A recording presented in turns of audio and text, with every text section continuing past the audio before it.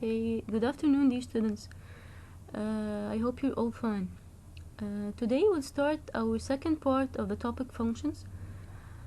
Actually, functions are categorized into different categories. We'll today consider one of them, which is called the algebraic functions, and specifically we'll consider three types of algebraic functions.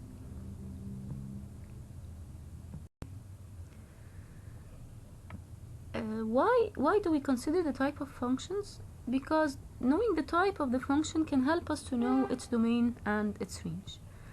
And as we said, there are different categories of functions.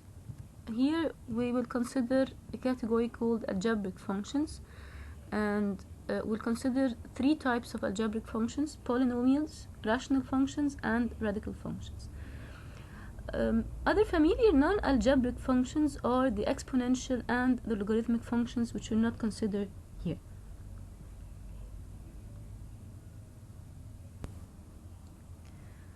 The first type of algebraic functions is the polynomial functions, or shortly the polynomials. And a polynomial function is defined by this equation: y, or f of x, equals an multiplied by x raised to the power n, where an is a constant or a coefficient, plus an minus 1, which is another coefficient, multiplied by x raised to the power n minus 1, and so on until we reach a1 multiplied by x raised to the power 1, plus a0 multiplied by x raised to the power 0. And as you know, x raised to the power 0 is equal to 1. So the last term is usually the constant term, which we call a0. Okay, this is called a polynomial of degree n. What is n? N here is the largest power of x in this equation. So if n is equal to 7, we say this is a polynomial of degree 7. If n is equal to 5, we say this is a 5th degree polynomial, and so on. But the most important condition here is that n has to be either positive integer or 0. What's nice about polynomials is that we can easily know their domains. Any polynomial function has a domain equal to the whole real numbers.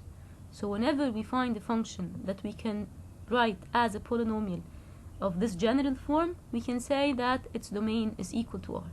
For example, if we have the function f of x equals 2x plus 3, we call this a polynomial of degree 1. Why? Because the largest power of x in this equation is 1.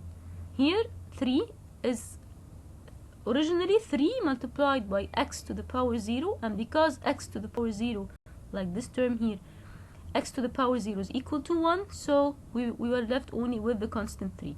So the largest power of x here is 1, and we call this a polynomial of degree 1. Because this is a polynomial of degree 1, we know right away that the domain is equal to R. Another example is f of x equals 5x squared minus 4x plus 10. Again, this is a polynomial. Why? Because it's written in the same way like the general definition of the polynomial. We have a constant multiplied by x raised to a certain power, plus a constant, which is negative 4 here, multiplied by x certain power, which is 1, plus a constant value. Accordingly, this is a polynomial of which degree we go to the largest power of x. Here is 2, so this is a polynomial of degree 2. Because this is a polynomial, we say right away that the domain is equal to R.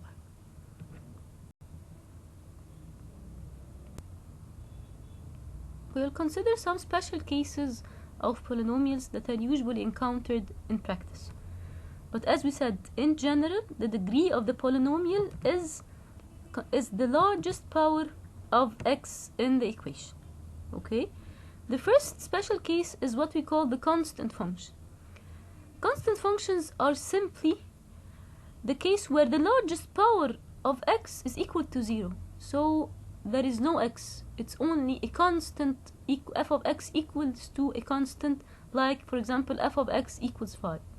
Although this is 5 only, not plus anything, raised times x to raise to the power anything, still this is a polynomial. Why? Because it satisfies the definition of the polynomials for which n is equal to 0. So a 0 degree polynomial is called a constant function because we are only left with the last term, which is a0, or this constant here, for example 5. Another special case of polynomials is the linear function. We've already considered the linear function in the last class. A linear function is a polynomial for which the largest power of x in the equation is equal to 1. So n, which is the largest power, which is the degree of the polynomial, is equal to 1. The general form for the linear functions is given by f of x equals ax plus b. For example, here y equals 3x plus 7. This is a polynomial of degree 1 because x is raised to the power 1 here and x is raised to the power 0 here. So the degree of the polynomial, which is the largest power of x, would be equal to 1. And we said before that the domain and the range for for linear functions are always equal to the whole real numbers r. Another special case is the quadratic functions, in which the degree of the polynomial, or the largest power in the polynomial, is n equals to 2. When n is equal to 2, we have f of x equals ax squared plus bx plus c as our general form. For example, f of x equals 4x squared plus 9 is a quadratic function or a polynomial of degree 2.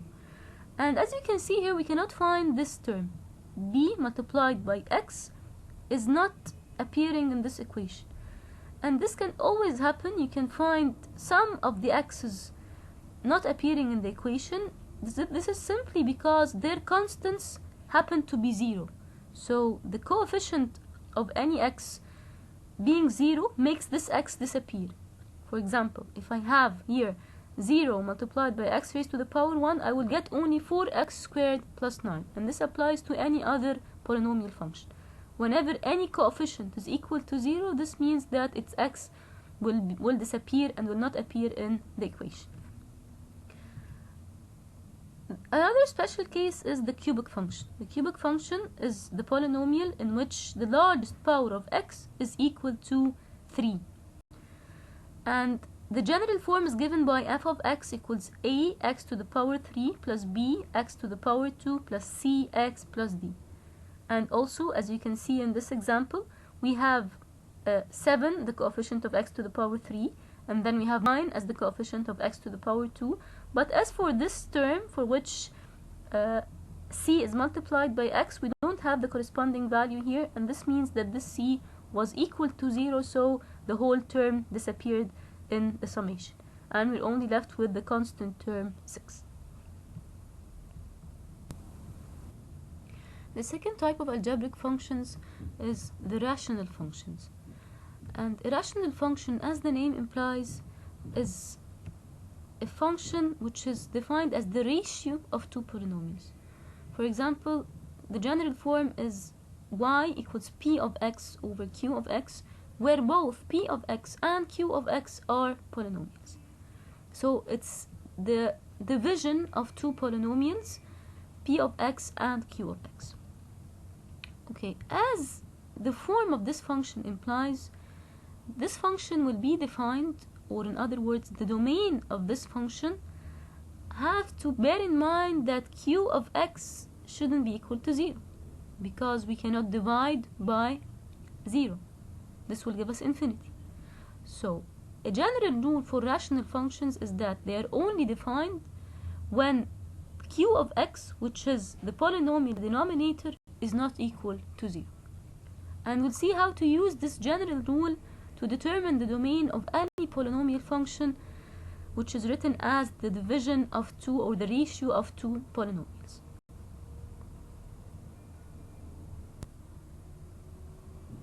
Simple example of polynomial functions is given by the function y equals 2x plus 3 divided by x minus 1. In this case, we have a polynomial of the first degree in the numerator and another polynomial also of the first degree, or another linear function, in the denominator. So we have a ratio of two polynomials regardless of their degrees, and thus y is a rational function. In order to find the domain of a rational function, we only care about the denominator of this function. We go to this denominator and we exclude from the domain of y any value for x that makes the denominator equals to 0. Because if the denominator is equal to 0, this means we're dividing by 0, and this is not allowed in mathematics, and it will give me infinity if I divide it by 0, and infinity, as you know, is not a number, is not a value. So for this y function, for this rational function to be defined, the denominator has to be not equal to 0. Okay, so when is the denominator equal to 0? This is the tick. We usually try to get the values for which x is equal to 0 and then exclude them from the whole domain. So when is the denominator equal to 0? When x minus 1 equals 0. This happens only when x is equal to 1. Accordingly, we would say that the domain of y consists of all the real values except 1. And this is how we write it. R difference the set 1. Again, in order to be able to find the domain of any rational function, we need to go to its denominator. We only care here about the denominator, and we have to exclude from the domain, from R, we have to exclude the values which makes the denominator equal to 1. In order to do this, we find these values first and then exclude them from the real numbers. So here x minus 1 would be equal to 0, 1 if x is equal to 1. Thus we will exclude this one from the R, and the domain will be R difference or R except 1.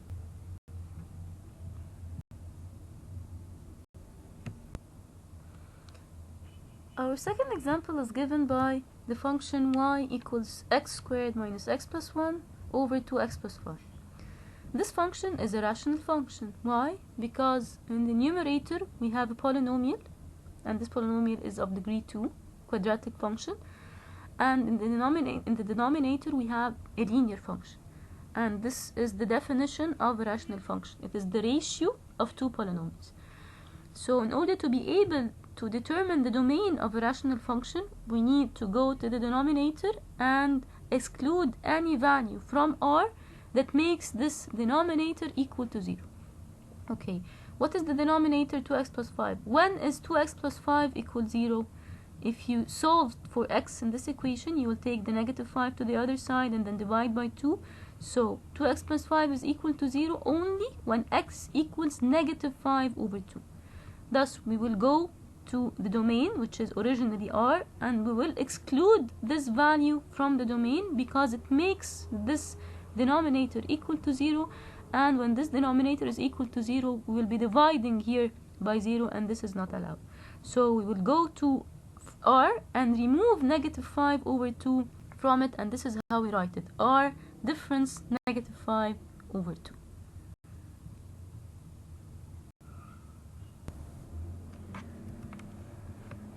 Our example is given by y equals 5x minus 1 over x squared minus 4.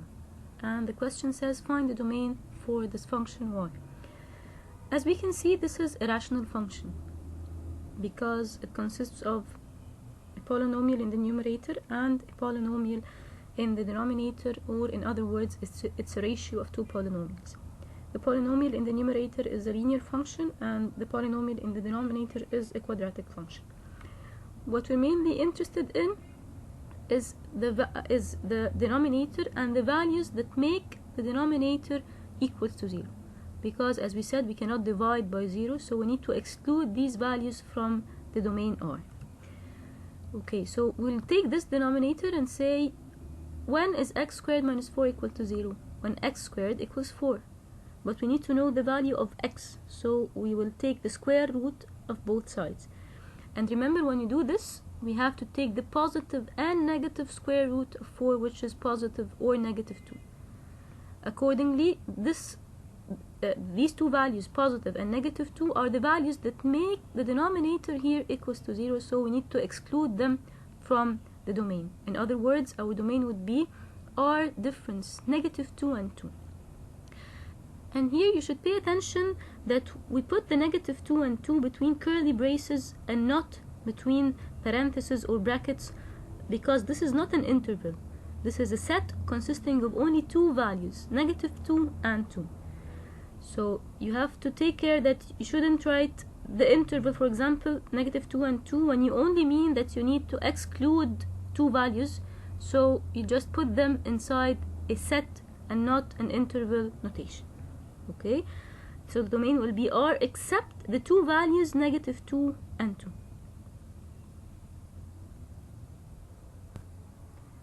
Our next example is given by the function f of x equals 4x over 2x minus 1 multiplied by x plus 5. This function f of x is still a rational function because it consists of a ratio of two polynomials. In the numerator we have 4x, which is a first degree polynomial or a linear function, and in the denominator we have also a quadratic function. Although we cannot see this, but if you try to expand these two brackets, you will get a polynomial of the second degree. So in the numerator we have a linear function, and in the denominator we have a quadratic function. Now we need to determine the domain of this rational function. In order to do this, we need to exclude the values which make the denominator equal to 0. Okay, when is this denominator equal to 0? When 2x minus 1 multiplied by x plus 5 equals 0. This will happen when either this bracket is equal to 0, 2x minus 1 equals 0, or x plus 5 equals 0. Because when you multiply two quantities and the product is equal to 0, it's either the first one is equal to 0 or the second one is equal to 0. So it's either this part equals 0 or this part equals 0. When is this part equal to 0? If you solve for x here, this will happen only when x is equal to half. Okay? And when is this part equal to 0? This happens only when x equals -5. So we have to exclude these two values from our domain. Accordingly, the domain will consist of all the values in R except -5 and half, because half will make this quantity equal to 0, so the whole denominator will be equal to 0, and this is not allowed. And the -5 will make this quantity equal to 0, so the whole denominator again will be equal to 0, and dividing by 0 is not allowed. So the domain is written as R difference or except the two values -5 and half. And again, this is not interval, this is a set, as these curly braces imply, that consists of only two values, -5 and half.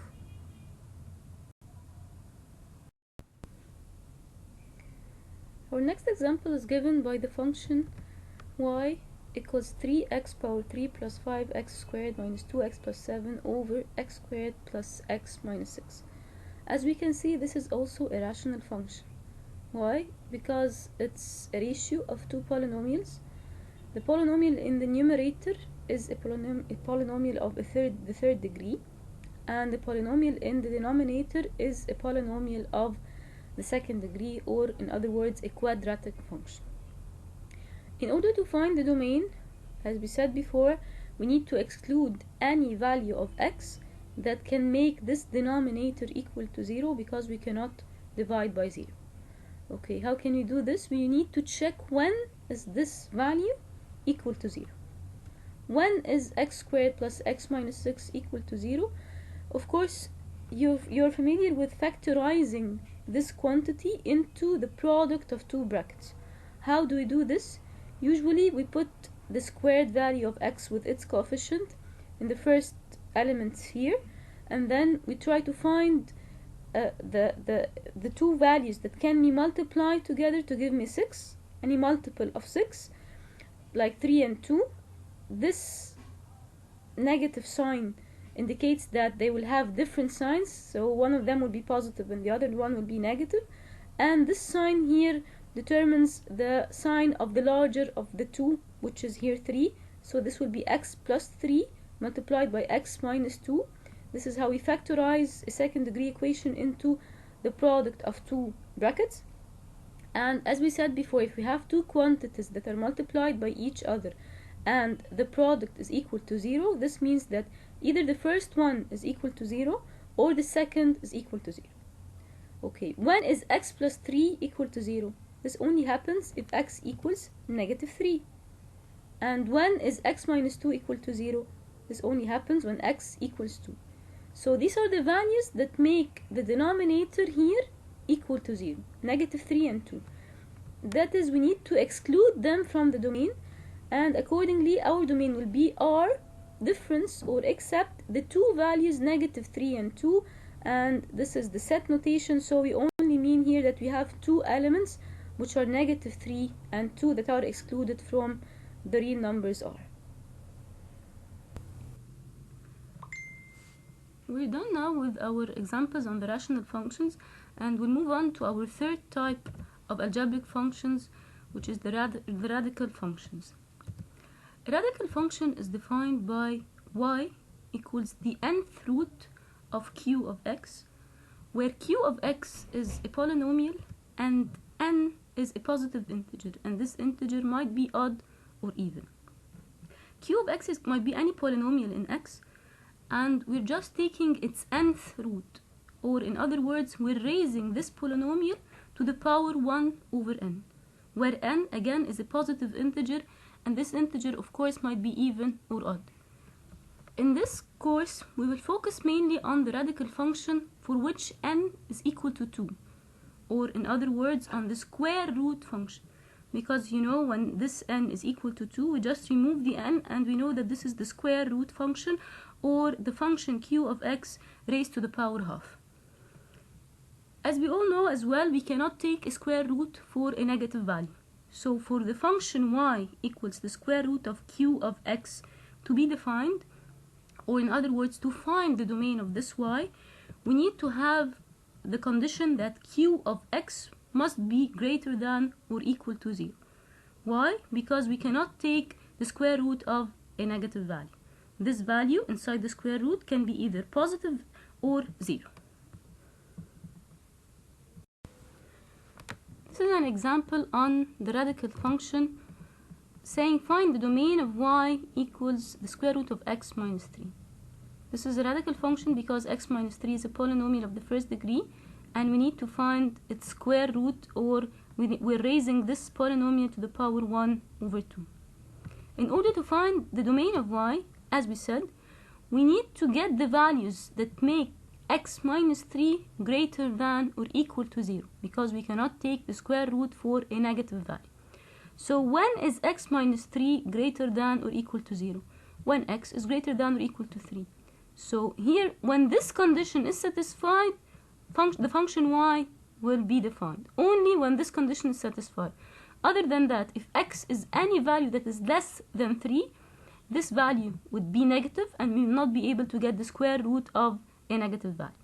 Accordingly, the domain is given by x greater than or equal to 3, or we can just rewrite it as x belongs to the interval 3 to infinity, where our lower limit here is closed because 3 is included. We have the equal sign here, and the upper limit is open, and we said we can express the open limit for an interval by this bracket or by an open square bracket.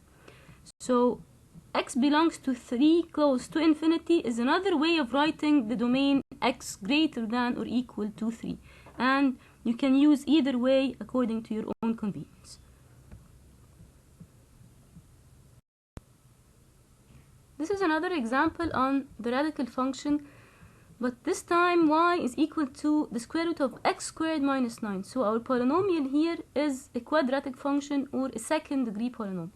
But still the condition is the same. We need to find the values which make x squared minus 9 greater than or equal to 0. So we'll start by writing x squared minus 9 is greater than or equal to 0. You know that x squared minus 9 is a difference between two squares. So we can rewrite x squared minus 9 as x minus 3 multiplied by x plus 3, right? And we say that these two brackets, when multiplied together, should give me a value that is greater than or equal to 0. So we have x minus 3 multiplied by x plus 3 greater than or equal to 0. Now let's ignore this equal sign for a while, or just drop it, and assume we have x minus 3 multiplied by x plus 3 greater than 0, or we need the product of the two brackets to be a positive quantity. For this to happen, we have one of two cases. Either both brackets are positive, so this one is positive and this one is positive, and accordingly when we multiply them together the product will be a positive quantity, or both brackets are negative.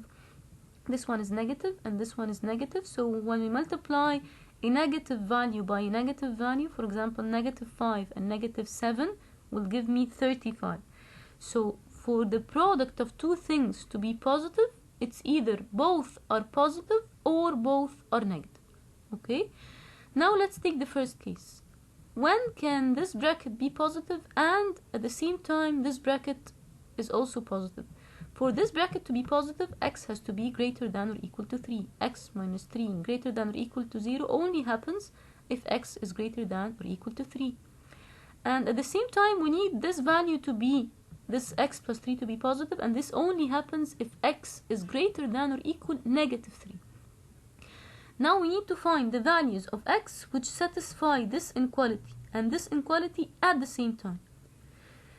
To easily do this, we can just plot these two regions, x greater than or equal to 3, which is only this part from 3 to infinity, and x greater than or equal negative 3, which is this part from negative 3 to infinity. In order to find the values of x that satisfy this one and this inequality at the same time, we will simply get the intersection of the two regions. X greater than or equal to negative 3 is here, and x greater than or equal 3 is here, so the intersection will be only this red part here. And accordingly, the values of x that satisfy both inequalities at the same time is given by x greater than or equal to 3. Now let's move on to the next case, the second case. The second case says both brackets are negative. When is this value less than 0? When x is less than 0. And when is this bracket less than or equal to 0? When x is less than or equal to 3. Here x greater less than or equal to 3, and here x less than or equal negative 3. But we need these two inequalities to be satisfied at the same time. So to easily find this, we can also plot these two regions. We have here x less than or equal 3, which is given by negative infinity up till 3, all this area, all this part from negative infinity up to 3, and x less than or equal to 3 is given by this region here from negative infinity to negative 3. In order to find the values of x that satisfy these two at the same time, because we need both brackets to be negative at the same time, we'll just find the intersection of this region with this region, which is this red part here. So the values of x which satisfy both at the same time would be x less than or equal to negative 3. Accordingly, the domain of the radical function, the square root of x squared minus 9, would be x less than or equal to negative 3 or x greater than or equal to 3, these two inequalities together. If the values of x, or if x lies in this area less than or equal to negative 3, we will be in this case and the product will be positive. Or if x is greater than or equal to 3, will be in this case and also the product will be positive, so both of them satisfy the condition that the x squared minus 9 would be greater than or equal to 0. This domain can also be rewritten as x belongs to the union of two intervals. This interval from negative infinity to negative 3 closed because of the equal sign we have here, and this interval which is from 3 closed to infinity, and because we need to get this one or this one, so we'll use the union between the two intervals. So we have the domain, it's either x lies here or here, because as we said before, these two cases cannot happen at the same time. They are mutually exclusive, because if this is satisfied, both are positive, they can never both negative at the same time. So we have two cases and we're either in this one or this one. Accordingly, we have two areas that satisfy our condition, either this interval or this interval. Accordingly, x belongs to the union of two intervals. The first one is the interval from negative infinity to negative 3, but bear in mind that we have a closed interval because of the equality sign here. Union, or the interval from 3 close to infinity, and bear in mind again that we have a closed interval here because of the equality sign here, and of course we have an open interval with the negative infinity and the infinity. Okay, thank you for listening, and next time we'll consider another categorization of the functions.